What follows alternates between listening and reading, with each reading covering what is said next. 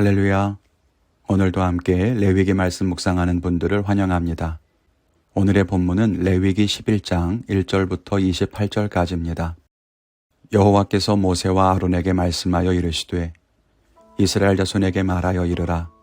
육지의 모든 짐승 중 너희가 먹을 만한 생물은 이러하니 모든 짐승 중 굽이 갈라져 쪽발이 되고 새김질하는 것은 너희가 먹되 새김질하는 것이나 굽이 갈라진 짐승 중에도 너희가 먹지 못할 것은 이러하니 낙타는 새김질은 하되 굽이 갈라지지 아니하였으므로 너희에게 부정하고 사반도 새김질은 하되 굽이 갈라지지 아니하였으므로 너희에게 부정하고 토끼도 새김질은 하되 굽이 갈라지지 아니하였으므로 너희에게 부정하고 돼지는 굽이 갈라져 쪽발이로 돼 새김질을 못함으로 너희에게 부정하니 너희는 이러한 고기를 먹지 말고 그 주검도 만지지 말라.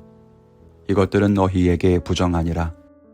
물에 있는 모든 것 중에서 너희가 먹을 만한 것은 이것이니 강과 바다와 다른 물에 있는 모든 것 중에서 지느러미와 비늘 있는 것은 너희가 먹되 물에서 움직이는 모든 것과 물에서 사는 모든 것 곧 강과 바다에 있는 것으로서 지느러미와 비늘 없는 모든 것은 너희에게 가증한 것이라.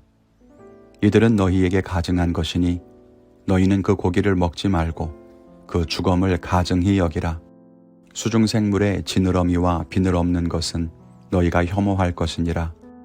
새 중에 너희가 가증히 여길 것은 이것이라. 이것들이 가증한 즉 먹지 말지니 곧 독수리와 솔개와 물수리와 말똥가리와 말똥가리 종류와 까마귀 종류와 타조와 다흐마스와 갈매기와 샘의 종류와 올빼미와 가마우지와 부엉이와 흰 올빼미와 사다새와 너새와 황새와 백로 종류와 오디새와 박쥐니라. 날개가 있고 네 발로 기어다니는 곤충은 너희가 혐오할 것이로되 다만 날개가 있고 네 발로 기어다니는 모든 곤충 중에 그 발에 뛰는 다리가 있어서 땅에서 뛰는 것은 너희가 먹을지니 곧 그 중에 메뚜기 종류와 배짱이 종류와 귀뚜라미 종류와 팥중이 종류는 너희가 먹으려니와 오직 날개가 있고 기어다니는 곤충은 다 너희가 혐오할 것이니라.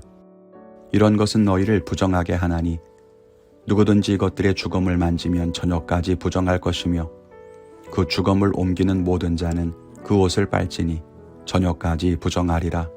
굽이 갈라진 모든 짐승 중에 쪽발이 아닌 것이나 새김질 아니하는 것의 주검은 다 내게 부정하니 만지는 자는 부정할 것이요 네 발로 다니는 모든 짐승 중 발바닥으로 다니는 것은 다 내게 부정하니 그 주검을 만지는 자는 저녁까지 부정할 것이며 그 주검을 옮기는 자는 그 옷을 빨지니 저녁까지 부정하리라. 그것들이 내게 부정하니라. 아멘. 레위기 10장까지에는 제사에 대한 법과 이야기가 기록되어 있었다면 11장부터는 정결과 부정에 대한 규례가 등장합니다. 그리고 오늘 말씀에는 부정한 동물에 대한 이야기가 기록되어 있습니다. 부정한 동물은 먹지 못하도록 하셨죠. 이는 유대인들이 지금도 지키는 음식법의 근간이 됩니다. 오늘 말씀을 통해서 몇 가지 함께 생각해보며 은혜를 나누기를 원합니다. 첫째는 부정한 동물을 이렇게 자세히 말씀하시는 하나님의 마음을 알아야 한다는 겁니다. 하나님의 말씀을 보면 부정한 동물에 대한 규정이 자세하게 나옵니다.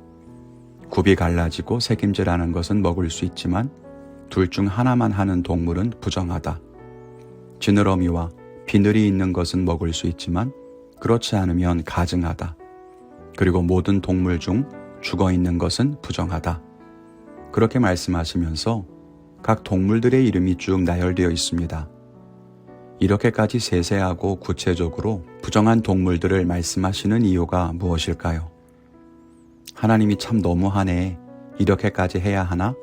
여러분 그렇게 생각하십니까? 오히려 우리는 그렇게 세세히 말씀하시는 하나님의 마음을 기억해야 할 것입니다. 하나님은 그렇게 자세하게 알려주셔서 그 백성들이 부정한 동물을 먹지 않기를 원하시는 것입니다. 하나님의 말씀을 사람의 잔소리에 피할 수는 없겠지만 부모님이나 선생님들이 자녀와 학생들에게 잔소리를 하는 이유가 무엇입니까? 나쁜 일이 일어나지 않기를 바라는 그런 마음 아니겠습니까?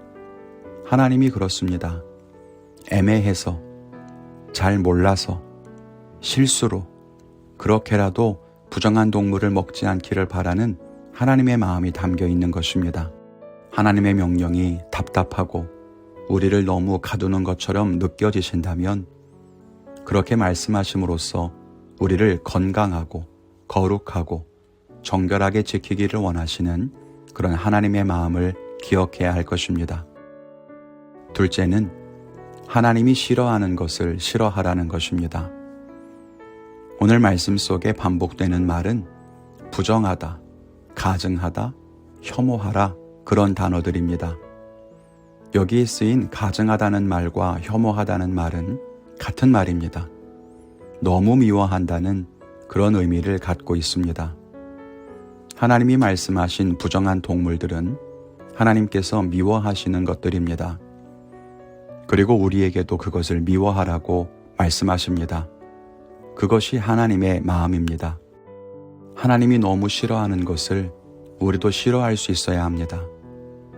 하나님은 죄를 미워하십니다.